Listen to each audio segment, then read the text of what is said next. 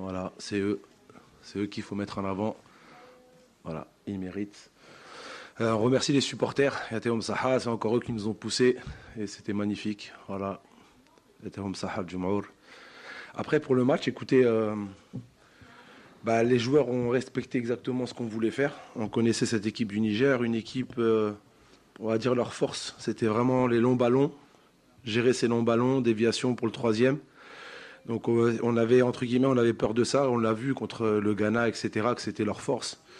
Ils étaient en 4-4-2 au départ. Donc quand les centraux avaient le ballon, ils étaient en 4-2-4 et un joueur dévié, 3 qui prenaient la profondeur. Donc c'était vraiment ça leur force, c'est les coups de pied arrêtés. Et justement, le fait, pour stopper ça, il fallait aller les presser, les harceler. On savait que physiquement qu'ils allaient flancher, parce que c'est normal, ils ont joué un jour en moins et une certaine intensité.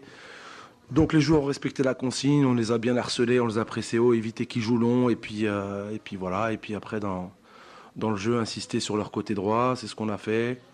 Et je suis content parce qu'on a marqué 5 buts, voilà, dont 2 sur des animations et le reste sur coup de pied arrêté.